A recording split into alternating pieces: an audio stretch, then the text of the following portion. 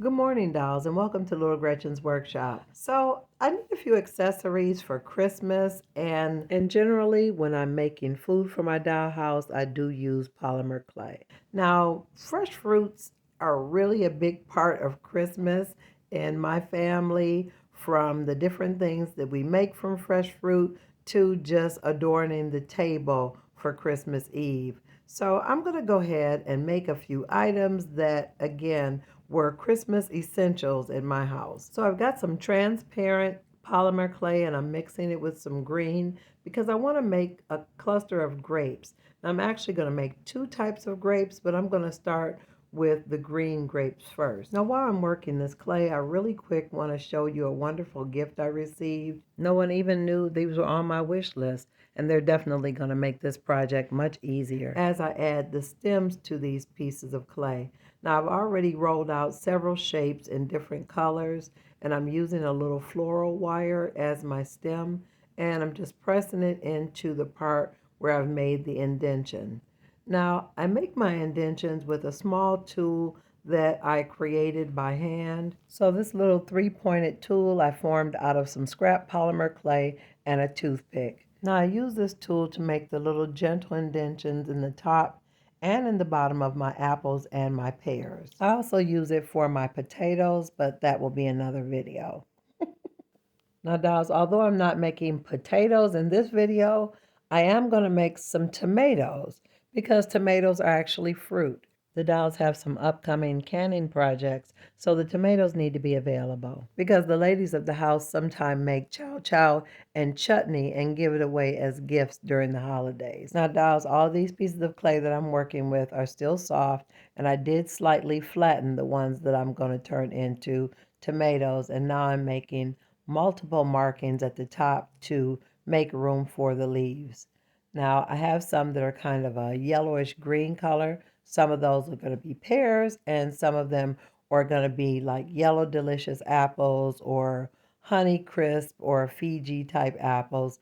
Now, dolls, I'm not going to be really specific. All I want is multiple color apples and lots of different colored fruit to use in just a couple different dishes for a centerpiece on some of the tables. So one of the same colored pieces of clay that I used to make an apple, I pinched it a little bit more and thinned it out the top and created a pear. Now, dolls, this is just one of those quick, fun projects. Now, I took another piece of clay in the same similar color that I actually had made a pear and I'd made an apple with, and I flattened it a little bit on one side and then tapered it down at the bottom, and then I actually put a split down the middle to give the impression that it was a nectarine or a peach. Now I used that little tool that I made, again, just to make it look like it was partially split. And I'm going to hold it up a little bit just so you can see it, the shape of it, just that quick. The same piece of clay, same color as the other two. I'm adding the stem. Now, dolls, you can take as much or as little time as you like. After I felt like I had a nice amount of apples and peaches, I went on to do a few oranges. Now, the oranges were really simple. They were just little orange round balls, but I did use some crumpled up aluminum foil to put the texture on the outside of the oranges. Now, I did use a little brush type tool to add additional holes or texture to make it look like the pores in the oranges. Now, in addition to the shape and the coloring of the clay, when it comes to fruit, you definitely don't want to neglect shading. Many times when it comes to apples, they may be a yellowish or greenish color, but many times, depending on the type of apple or fruit it is, it may have little cast or tones of red on the skin. So I just used my red chalk pastels and patted it into the surface of the clay to give that impression. Now, dolls, I want you to be advised that my fruit is nowhere near perfect, but it has taken me years to get to this point. So definitely play around with it and have fun, but take some time to experiment and play with different techniques to find out which ones work best for you. And if you want really, really defined accuracy, it may be good to have some actual pieces of fruit laying around or nearby, or maybe even pull up a few pictures on your phone. Now here I'm just showing myself adding really thin pieces of green clay to the indentation to simulate the look of a leaf. Now, dolls, these frames here are just me adding more of the red chalk pastel to some of the yellow and green pieces of fruit to just add shading and enhance the color. And I think in a bowl among all the other fruit, that apple looks pretty real to me. Now let's get back to these tomatoes. Now, as I mentioned a little bit earlier in the video, I still use that same red clay, but I slightly flattened the circle out and then added extra dents or impressions around the stem area of the piece of fruit. Now, dolls, I do want you to take note that these tomatoes are probably bigger than some typical tomatoes because I wanted them to look more like beefsteak or heirloom type tomatoes. Now that I've got the body of the tomato together, I'm making leaves out of really thin pieces of green clay, flattened out really super thin, and just placing them, kind of dragging them toward the center or the core part of the tomato. And I just kind of zoomed it in right here just so you can see. I'm not being real particular, dolls. I'm just taking little bits and tapping it to the center with the tip of my dental tool. Now, dolls, when you're working on things this small and you're using sharp tools, always be conscious of your fingers and the direction that you're working the tool. And dolls, even though my leaves aren't perfect, I think this gives a really great impression of a tomato. Now, dolls, we started off this video making the grape clay, but I didn't make the grapes because by the time I had blended the two colors, my hands were tired and I went on to do some of the fruits that were a little bit simpler first. So now we're back to the actual grapes. Now, grapes are not difficult to make. They're just a little bit more tedious and there are more steps. So I started the process by rolling out a long, thin green skinny. I don't like snakes, dolls, not even in clay. So I call my long pieces skinnies. And after I cut the skinnies, I rolled them into little beads, which are ultimately going to be my grapes. Now, there are several different ways to make grapes in miniature, so this is by no means the only way. It's just my way. So after I got all the green grapes ready, I went on to mix the clay for the red grapes. Now, again, the kneading process is a little bit tedious. I did use a purple and a red and more of that translucent clay because that's going to kind of give them, I guess I call it almost a jelly looking look.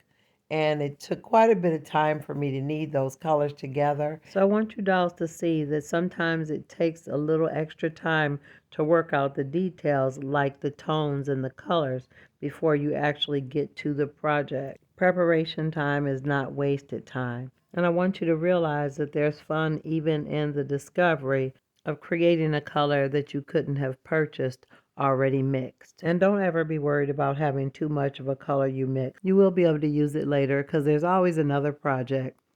And I would advise that if you come up with a color that you really like, to write down which colors that you use to create that so you'll be able to duplicate it again at a later time. And it took me a moment to get the colors together and to bring the clay to the shade that I really was happy with. And after all that kneading and mixing, finally the color I wanted emerged. Now, before I continue on with the grapes, I'm going to give my hands a little rest.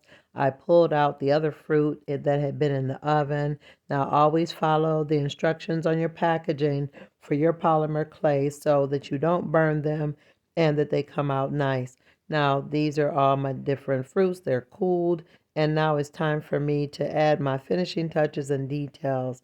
Now here are my lovely little tomatoes. I think they turned out really nice, and now all they need is a little shine.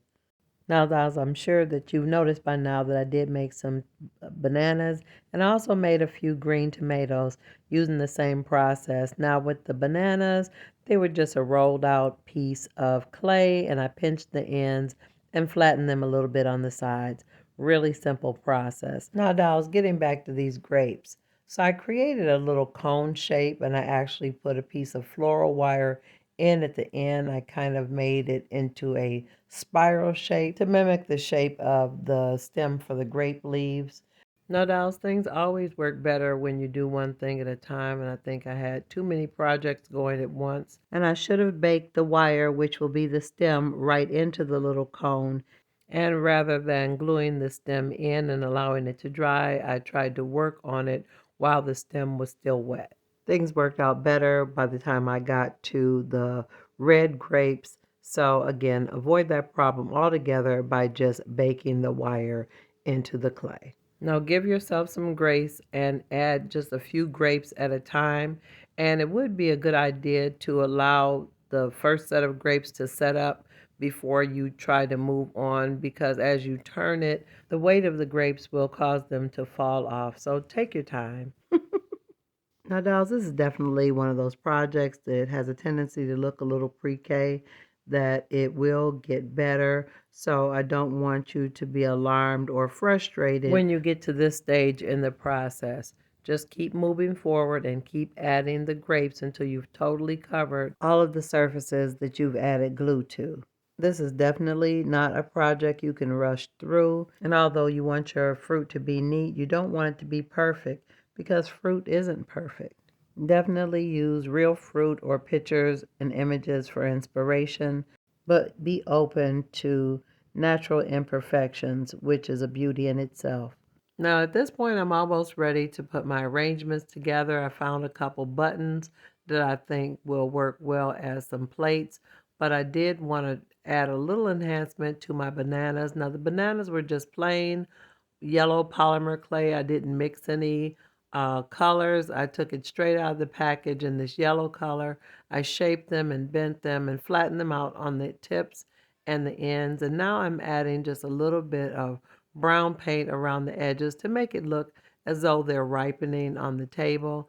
I did add a little bit of black to the tip to make it look like the stem. Now here are my tomatoes. I've got a little craft glaze on them. I did end up making a couple green ones just to mix it up a bit to make it look like they had green tomatoes as well as red ones. Here are my grapes. I think they turned out great. And here is a quick glance of my fruit all together. They've been glazed and shaded. I think they look really, really nice. Now, I do have another video about my Christmas collection that includes these fruits and how I arrange them, and I will leave a link in the description. So, dolls, if you've enjoyed this video today, definitely let me know in the comments.